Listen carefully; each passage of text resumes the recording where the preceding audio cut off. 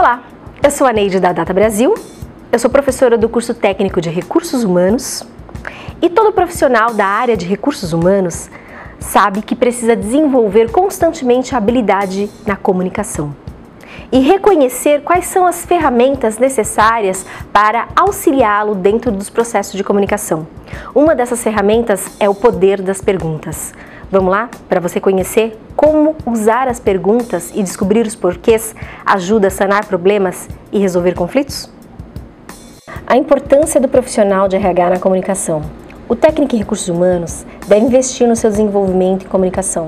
A comunicação faz parte da rotina de trabalho do profissional de RH.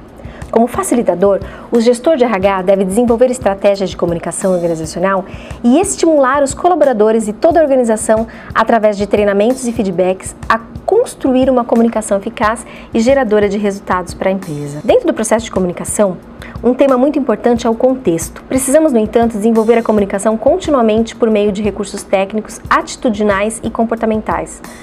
Pontos relevantes são abordados sobre a comunicação no ambiente corporativo, inclusive as consequências que uma distorção na informação pode causar à empresa quando as pessoas não se fazem compreender corretamente.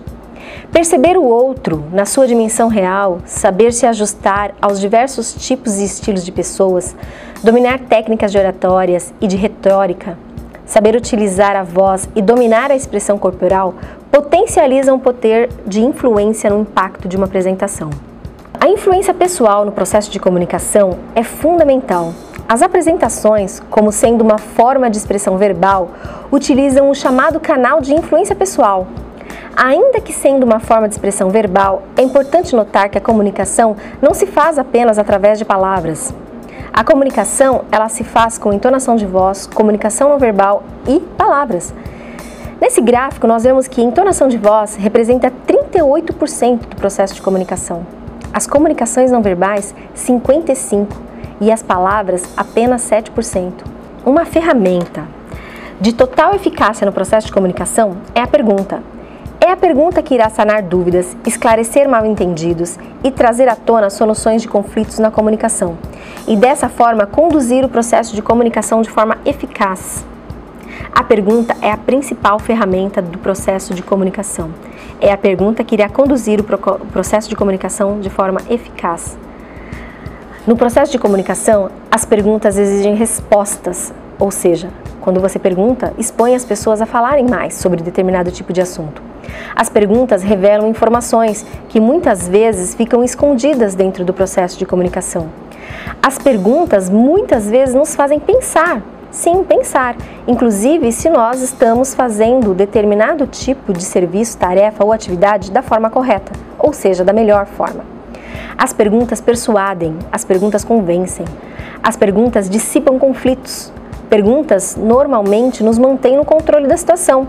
Afinal de contas, quem pergunta, comanda, e quem responde é o comandado.